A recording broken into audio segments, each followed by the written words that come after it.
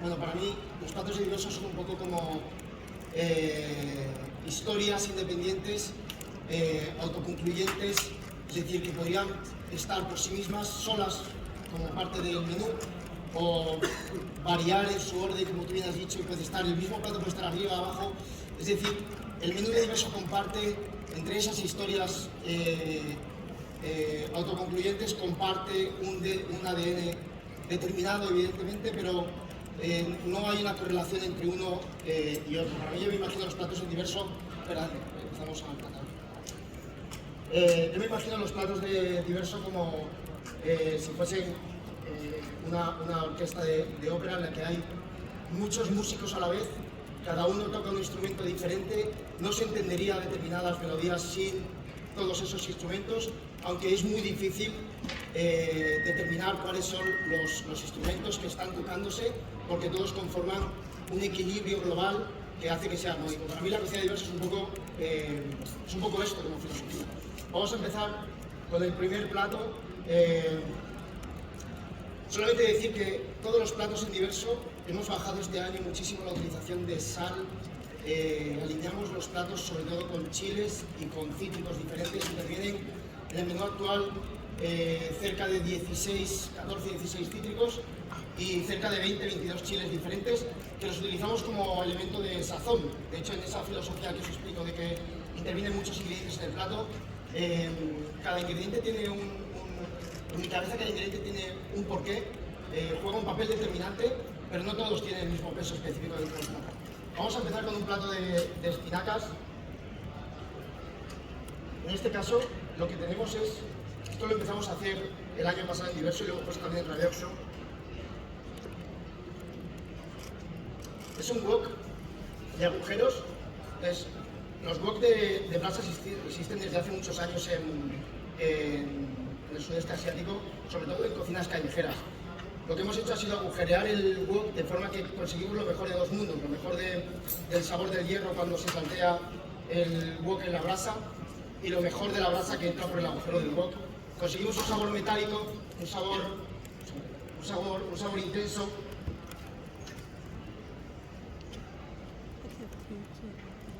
Conseguimos un sabor metálico, conseguimos un sabor intenso, conseguimos una textura diferente de la propia espinaca. Utilizamos unas espinacas que nos las hace un tipo que tiene diferentes huertas en la parte norte del País Vasco.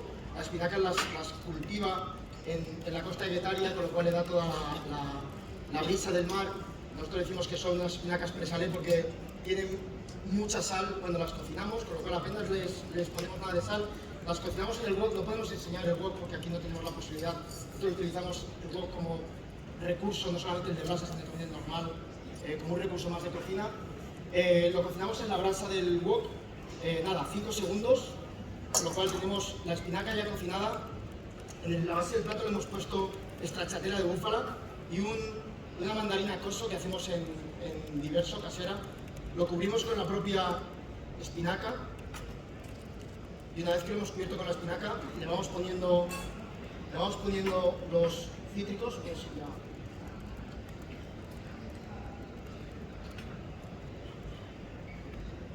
En este caso lo que hacemos es coger la lima de Tahití. Es una lima un poquito más afrutada, un poquito más aromática que la lima normal, un poquito más pequeña con muchísimo zumo. Le hemos puesto un cuadraditos encima de la propia espinaca. Le ponemos una emulsión cuajada de jalapeños y lo vamos a cubrir por encima con esto. Lo que hacemos es una salsa. Cogemos la espinaca, igual que le hemos salteado unas hojitas crujientes de cale y una milenrama que la freímos y la secamos. Ambas las freímos, las secamos luego en el deshidratador y hemos hecho una salsa para acompañar el plato.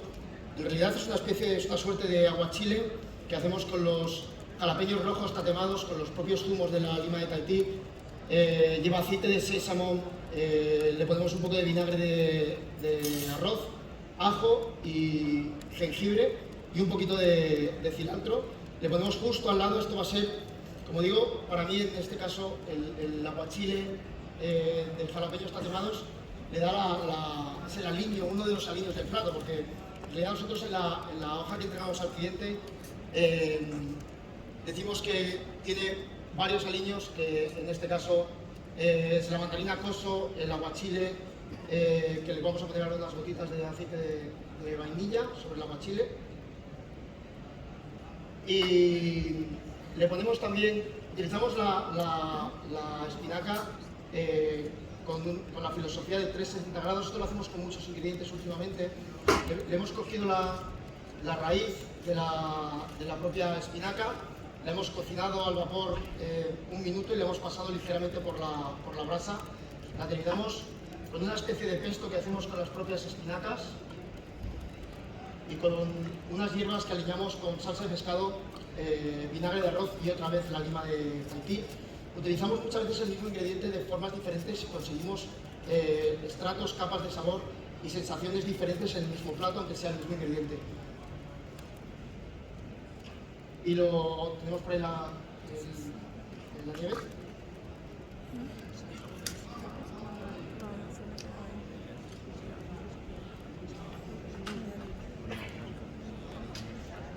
Hacemos una nieve vegetal con espárragos blancos y nata de soja y la terminamos con flores. Esto va a ser uno de nuestros aliños también. Esto le aporta, no solamente cambia la textura y cambia las temperaturas, le aporta también un sabor como lácteo, aunque no lo lleve, pero lácteo vegetal, que nos gusta mucho para el contraste del plato. Y en este caso hacemos una dicotomía que a mí me parece maravillosa, que es todos los elementos que lleva el plato son vegetales, evidentemente vegetales. Lo que más sabe del plato es la espinaca y sus condimentos y sus guarniciones, pero lo que hacemos es utilizar, como no lo utilizamos además con nada de sal, cogemos un caviar de baja maduración, lo asamos ligeramente en el horno y lo que hacemos es ponerlo como si fuese la guarnición del plato, como si fuese nuestra sal, es decir, el elemento más lujoso y se supone que más sabroso que tendría el plato, juega el papel opuesto, no solamente en términos de lujosidad, que para nosotros la parte más lujosa en este caso es esta espinaca, sino también en términos de importancia porque es un elemento residual. Lo acompañamos de su guarnición, que en este caso es una especie de caldo gallego que hacemos con grelos, berza, patata y una gotita de unto, y con todos esos vegetales, y también espinaca que le ponemos al caldo gallego aunque no lo suele llevar, y con todos estos vegetales lo que hacemos es un ravioli que lo rellenamos con los vegetales picados, un sofrito de ajo y jengibre. Lo terminamos con el caldo.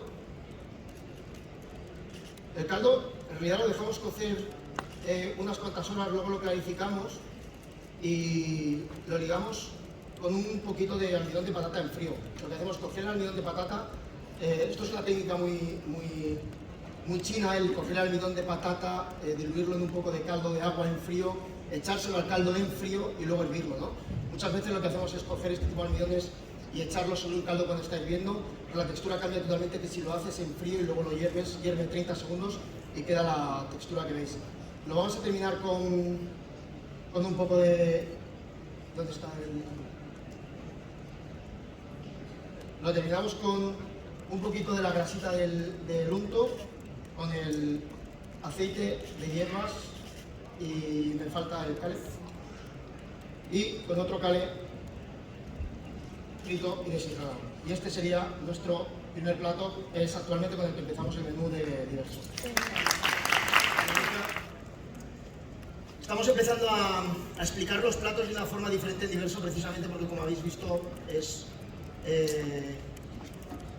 necesitábamos una forma de expresar con el cliente, de explicarle lo que hacíamos de una forma clara y sencilla y rápida. Evidentemente, explicar de viva voz al lado de la mesa un plato como este tendría varios inconvenientes. Uno, que aburriríamos al cliente. Dos, que el plato se enfriaría.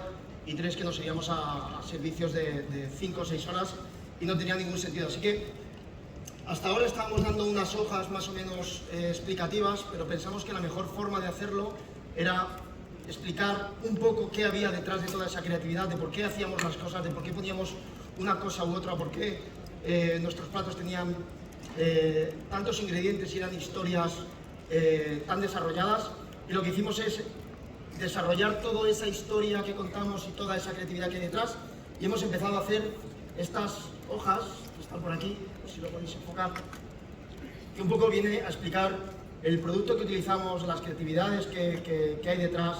Detallamos exactamente cuál es cada ingrediente, cómo está puesto, con qué está alineado. Incluso en ocasiones hacemos un zoom del propio ingrediente. Está hecho como si fuese un dibujo de pintor, de artista a mano alzada. Y explicamos lo mejor que podemos lo que va a pasar en el plato. El siguiente plato, como digo, lo llamamos ecosistema pirenaico. En realidad está inspirado en esos restaurantes de Tokio que hacen sushi madurado, que son todavía una rareza, porque, como bien sabéis, en Japón la gente está absolutamente loca con el frescor de los alimentos, pero hay una corriente que lleva ya muchos años de sushi madurado, que probablemente el máximo exponente sea Sushi Kimura, que hace un plato de pez espada, de sushi madurado, 60 días. Bueno, pues nosotros lo que queríamos era hacer un homenaje a esa filosofía de los sushi madurados de Japón en clave del Pirineo. Pues lo que hemos hecho ha sido coger una trucha pirenaica, la maduramos durante 45 días, eviscerándola, quitándole las escamas. Conseguimos al final que estas truchas que tienen mucha grasa, pero al estar criadas en piscinas en alta montaña son muy duras, y la grasa enseguida copa los agujeros que deja el agua cuando va perdiendo la trucha. Así que vamos a empezar a emplear el plato. Lo que hemos hecho ha sido hacer unos ñoquis de arroz. Los ñoquis de arroz, hacemos el arroz en 3 texturas, que sería del propio nigiri. Cocemos el arroz durante más de 1 hora, lo secamos, lo escurrimos, guardamos el almidón que ha salido del arroz, y con ese almidón hacemos un chenfan. El chenfan es una masa de dim sum, que se pone esa propia masa con el almidón, que hemos hecho un agua de almidón, usando almidón de arroz, lo ponemos sobre un paño húmedo y con una máquina de chenfan, que es una máquina que tiene agujeritos pequeños y desprende vapor. Le echamos la mezcla y lo que hacemos es cocinar este ñoqui, sale una lámina, y lo que hacemos en realidad es envolverla en sí misma para que quede pues una especie de rolling ñoqui. Lo marcamos en el wok, que es una textura como gomosa pero a la vez suave, y lo cubrimos con un neri. Hemos hecho una salsa de soja texturizada con maltosa, sirope de arce, jengibre fresco, mirin y sake y soja. Le vamos a poner encima una pasta de chiles. Chiles encurtidos, que encurtimos con sal y vinagre en un bote, lo dejamos 6 meses y luego los sacamos. Le vamos a ir poniendo ese arroz con el que hicimos el almidón del propio ñoqui. Ese arroz pasado durante 1 hora, lo que hacemos es secarlo. Una vez que está seco lo trituramos y hacemos un cuscús de arroz crujiente. Ese cuscús de arroz crujiente le vamos a aliñar con un aceite que hacemos con pino. Cogemos solamente las hojas de pino, las metemos en la Thermomix a 60 grados durante 5 minutos y lo trituramos. Le vamos a poner unos piñones frescos que los tostamos ligeramente. Hemos hecho una mezcla de vinagre de arroz, como si fuese el vinagre de los nigiris.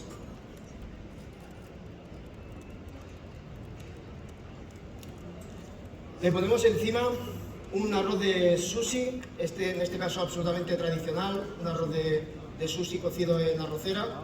Y aquí tendríamos 3 texturas del propio arroz de sushi, que es como yo recuerdo esos nigiris, esas texturas de sushi madurado de Tokio. Hemos cogido la trucha y la hemos cocinado ligeramente al vapor. El plato sale a una temperatura tibia. Queremos que el plato está entre 20 y 25 grados porque es la temperatura de los nigiris y queremos que sea lo más parecido posible en cuanto a esencia. Hemos hecho la misma salsa que hemos puesto en el ñoqui. la hemos hecho pero sin reducir y que se la estamos viendo por encima, y además hemos hecho una grasa de la propia trucha, que es con la que pintamos la trucha. La textura que le queda es súper cremosa, se deshace como en lascas, casi parece un bacalao. Queremos que sea súper cremosa y que además tenga mucho sabor, que concentra el sabor con la maduración.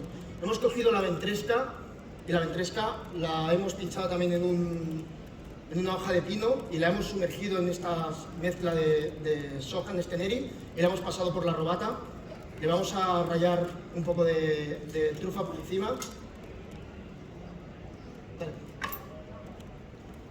La trucha, que ya está pintada con su grasa y con el neri, le ponemos una pizquita de wasabi fresco rallado, le ponemos la brocheta con la espinaca. Tenemos unos cangrejos de río que cocinamos en la robata, les terminamos con su propia emulsión de su cabeza.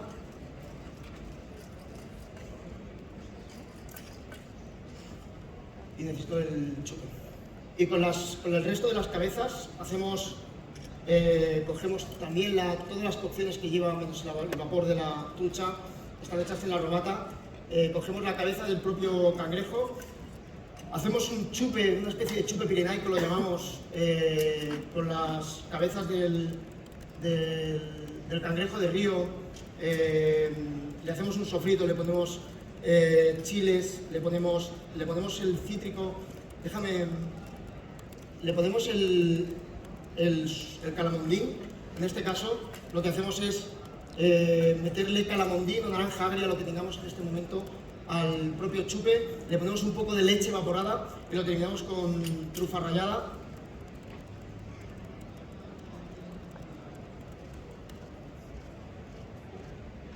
Y tienes otros ralladores obvios. Y terminamos el plato rallando un poquito de calamondín por encima y unas hojas de hinojo para acabar. Y este sería nuestro segundo plato.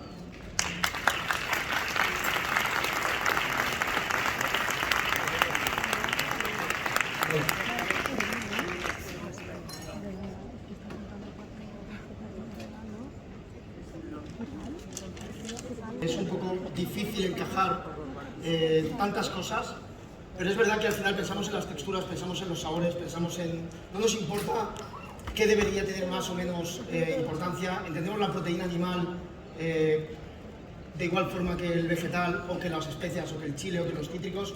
Como te decía al principio, al final, si tú ves los platos, la identidad del plato, lo importante del plato es el conjunto. No puedes decir que es un plato de trucha, porque ¿qué es más importante en este plato? La trucha, el arroz, los cangrejos o el sabor de los cítricos que está presente en todos los sitios, ¿no?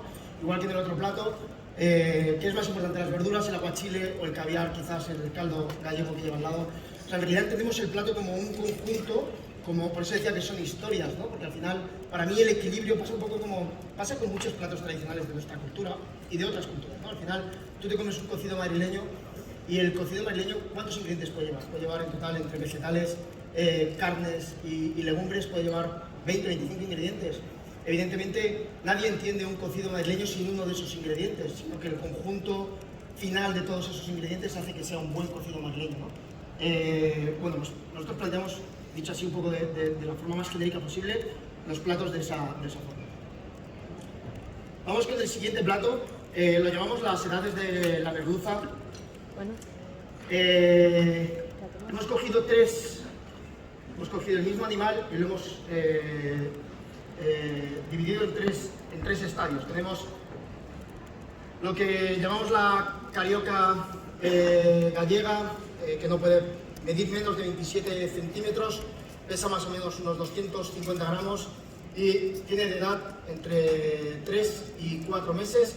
Me encanta este pescado porque, aparte que está muy poco utilizado en la gastronomía, cuando es así de pequeñito se alimenta mucho de pececitos pequeños, muchos moluscos y muchos crustáceos, con lo cual probablemente en cuanto a sabor tenga mucho más sabor este tamaño que la merluza grande. Además luego tiene una textura tersa, todavía joven, casi como musculosa, ¿no? Parece casi como si fuese, a veces que la carne, una vez que se reposa un poco de esta carioca, me recuerda un poco salvando las distancias al callo de hacha que hay en Latinoamérica, ¿no? Que es casi como, me gusta cuando me lo explican, que parece que te estás mordiendo una manzana del mar en cuanto a la textura. Luego tenemos la pescadilla, que va entre 2 y 3 kilos, tiene entre 3 y 4 años. Y luego tenemos la merluza grande, que es a partir de 5 kilos, suele tener entre 7 y 8 años, aunque puede llegar a los 15 kilos y llegar casi a los 20 años. Hemos cogido también sus huevas, y con sus huevas hemos hecho una especie de botarga. Y en este caso vamos a utilizar el ají amarillo como hilo conductor, un ají que me parece súper versátil, súper conocido, sobre todo en Perú, tanto en su versión seca como en su versión fresca en este caso. Y el limón rosa, que... déjame un cuchillo. Y el limón rosa, que es uno de mis últimos descubrimientos en cuanto a cítrico, es un mix entre un pomelo, una bergamota y una lima. Y o sea, me tiene absolutamente fascinado por el sabor y las notas cítricas que desprende. Hemos hecho también, con lo que hemos cogido de cada edad de esta merluza, hemos cogido una parte y hemos hecho diferentes cosas, o varias partes y hemos hecho diferentes cosas. Una de las cosas que hacemos con la merluza grande, con las cabezas, no solamente hacemos una especie de pil-pil con las cabezas con su colágeno, sino que también hacemos unas cenizas de merluza, que es lo que veis puesto en el plato. Tenemos la botarga de la propia merluza, que lo que hacemos es salarla y curarla. ¿Cuánto tiempo la curamos? La curamos entre 2 y 3 semanas, empezamos a curarla más, pero se nos quedaba un poquito sabrosa además, con lo cual le hemos bajado el tiempo de curación. Esto que estoy poniendo es una vinagreta que hacemos con el propio ají amarillo, en realidad es jengibre, ajo, ají amarillo y vinagre de Jerez. Tenemos la carioca, la quitamos la espina y la cabeza, que las guardamos para luego freírlas. Lo enrollamos, lo dejamos un día en la cámara para que se pegue. No utilizamos ningún tipo de texturizante para que pega sola. Y luego la pasamos ligeramente por el wok normal. Como decía, hemos hecho una especie de pil-pil con las cabezas y las espinas de la merluza de más de 5 kilos. Y lo terminamos con un poco de siso púrpura. Le ponemos también un poquito más de ají amarillo. Y a esta mezcla, justo al momento del pase, dentro de la propia salsa le hemos puesto un poquito del vinagre del limón rosa. Esto nos ayuda a que, como decía, nosotros el chile y el cítrico lo utilizamos como un hilo conductor, pero también lo utilizamos absolutamente como si fuese un sazonador. Así que lo que hacemos es sazonar al final esta emulsión con el chile. Le ponemos unos daditos de ajos negros, que lo vamos a utilizar también en 2 texturas. ¿Quieres meter tú el ajo negro alrededor? Hemos cogido las cabezas de la carioca, las hemos frito, las dejamos secar y las volvemos a freír al momento del pase, las sellamos con un poquito de polvo de vinagre y sal. En realidad cada elemento que ponemos en el plato, como veréis, está pensado para que cada elemento en sí mismo sea equilibrado dentro del conjunto, pero cada elemento tiene un sabor propio, es decir, cada elemento tiene su propio sazón, su propio aliño, su propia elaboración. Yo me lo imagino como si me fuese a comer cada elemento del plato, como si me lo fuese a comer de forma independiente, con lo cual intento que tenga el máximo sabor, la máxima expresión de sus texturas y de la filosofía que queremos conseguir con el producto, y luego lo integramos dentro del conjunto de forma equilibrada. Le ponemos tanto la espina como la cabeza. Hemos hecho, con la merluza grande, hemos hecho un aceite de sus propias, de los restos que cogemos de la merluza, y esto con maltodextrina lo mezclamos para conseguir un polvo de la grasa de la propia merluza. Vete poniéndole la emulsión. Le ponemos la emulsión de ajo negro, cogemos los mismos ajos negros, los trituramos con un poco de aceite de oliva y le ponle 2 aquí y 2 aquí. Hemos cogido unas hojitas de arce, las ponemos con polvo de hibiscus, y ese polvo de hibiscus la dejamos secar encima del horno. Estas no las freímos ni las hacemos nada, porque si no pierden la textura, que es casi como si fuese un papel de fumar, solo que crujiente, que se deshace en la boca. Y esto lo acompañamos de una cococha, que en este caso lo hacemos con la pescadilla de 2 kilos. Sacamos solamente las cocochitas pequeñas y directamente las marcamos en la plancha. Me gusta mucho la textura crocante que se le queda en la piel por toda esa gelatina que tiene, y por detrás, sin embargo, por la parte de aquí se queda como un poquito hecha. Me gusta, quizás una de las formas en las que más me gusta la cococha. Con esos propios restos de la propia cococha de la pescadilla hacemos un guisito sencillo, casi como si fuese un guiso de pescadores de la propia merluza. Le ponemos la cococha, ya lo llamamos una cococha Menier, porque utilizamos la misma mezcla de cítricos y chile para ponerle por encima, el guisito en la base, y lo terminamos con un aire que hacemos de mantequilla noisette, una mantequilla tostada que probablemente sea la parte más grasa del plato. Lo dejamos para el último bocado del pase, y lo terminamos con unas florecitas de alcaparras fritas y lo ponemos justo al lado del plato. Con lo cual, lo llamamos las sayas de la merluza porque utilizamos diferentes partes de la merluza en diferentes texturas y como hilo conductor que el ají amarillo y el limón rosado.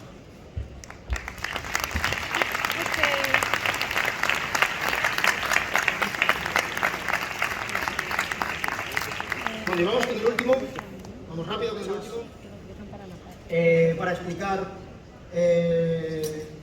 el plato, para explicar qué lleva. Esta es la ficha, si la queréis enfocar.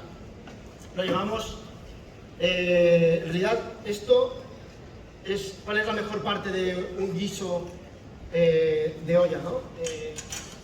Yo soy muy disfrutón, me encanta comer, soy un obsesivo del sabor.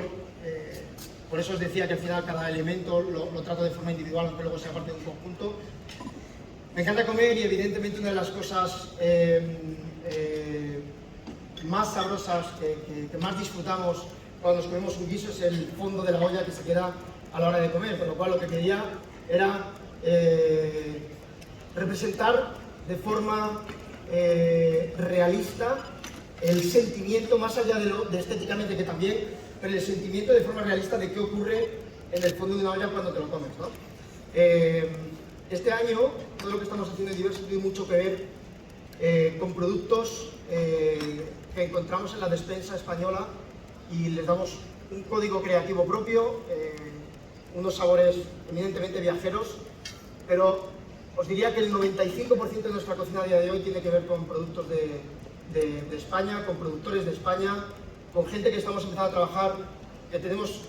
O sea, quizá esto surgió porque de tanto viajar y tanta ver gente increíble que hay por el mundo haciendo cocinas maravillosas. Muchas veces uno de los grandes activos de esas cocinas que triunfan ahora mismo en el mundo son la apología bonita que hacen de su despensa, ¿no? Así que queríamos este año seguir un poco este camino. Hemos cogido un gallo de Mos, la verdad es que después de haber estado probando varios gallos, tenemos unos productos en cuanto a aves de libertad en España, sobre todo en la parte del norte, que son increíbles, pero el que más nos encajaba el gallo de Mos, quizás porque tiene esa textura, ese sabor rojo, con muchísimo colágeno, con muchísima gelatina. Lo que hacemos es coger el gallo de Mos, cogemos gallo de Mos y unas faves que traemos también de Asturias, de la parte de Colunga. El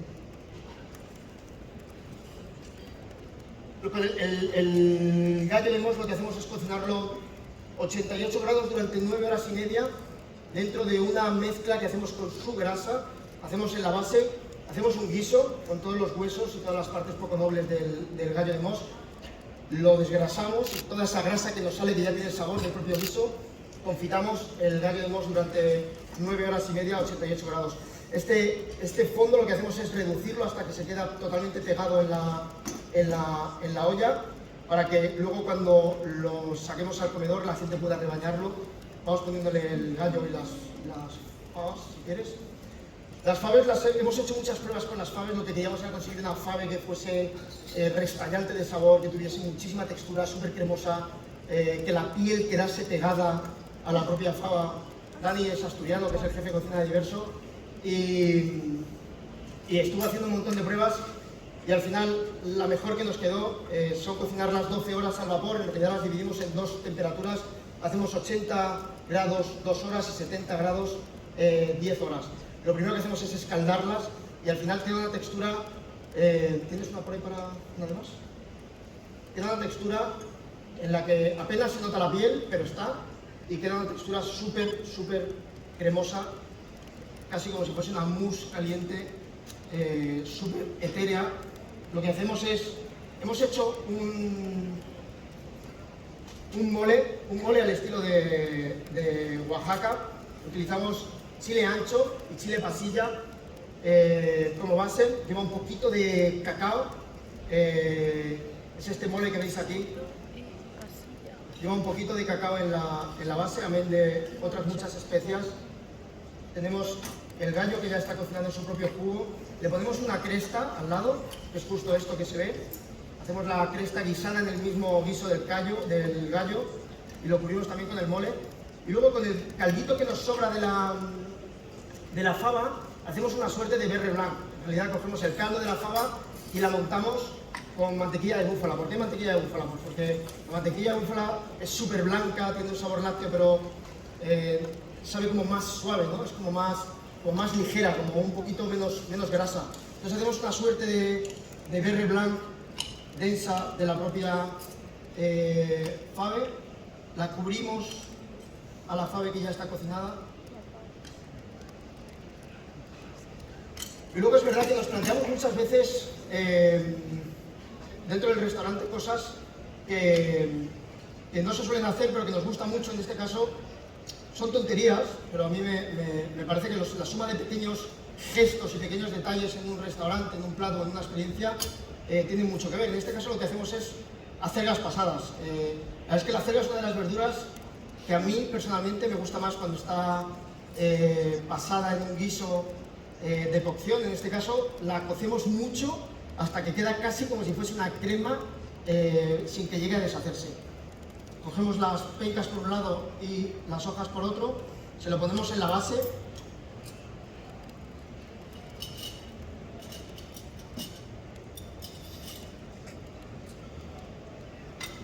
En este caso el cítrico, el chile ancho y el chile pasilla son los chiles que hemos utilizado para hacer el mole. En este caso el cítrico es un calamondín, es una suerte de mandarina súper ácida, súper ácida, que se la ponemos en la base del plato. Hemos hecho un aceite con el propio chile ancho y el propio chile. Los dos chiles hemos hecho un aceite para ponérselo por encima de las faves. Hemos hecho un aceite con hierbas y con la propia acelga escaldada que va encima. Y con la propia acelga hacemos una ceniza que le ponemos por encima a las faves. Lo terminamos, todo lo que ponemos en el plato está absolutamente pensado y por eso además en la hoja está todo detallado, incluida la hierba que ponemos. No ponemos ningún tipo de objeto decorativo que no pensemos que no tiene una incidencia importante sobre el propio plato, con lo cual en este caso el brote de cilantro, el brote de goa, con el mole y con las faves nos gusta mucho el contraste que tiene. Y en este caso lo vamos a acompañar. Cogemos maíz nixtamalizado. Nixtamalizamos el maíz en diverso, con ella hacemos una tortilla de maíz y hemos hecho una especie de salsa de tigre que llora. Tigre que llora es una salsa tailandesa que se hace a base de chiles cítricos, muchas hierbas y salsa de pescado. Le ponemos en la base la salsa y cogemos una ensalada de flores varias, sobre todo flor de calabaza. Aliñamos con vinagre de arroz, un poco más de calamondín, un poquito de chile y un poco de aceite de oliva. En realidad el pan de nuestro guiso de gallo de mos va a ser este taco. Lo que nosotros recomendamos es que cuando la gente se come el guiso del fondo de la olla, el guiso del fondo del rescoldo de la olla, cuando se está comiendo el guiso, antes de comérselo coja un calamondín, lo exprima por encima lo acompañamos cogemos las patas del gallo de Mos, las cocemos, las confitamos, las deshuesamos y lo que hacemos es un chicharrón de las patas del gallo de Mos, que lo terminamos con polvo de mantequilla de búfala, lo ponemos en el borde del plato. La gente exprimiría el calamondín, comería el fondo de la olla y cuando termina cogería el taco como si fuese su pan y terminaría de mojarlo en el plato para comer. Y este es nuestro cuarto plato.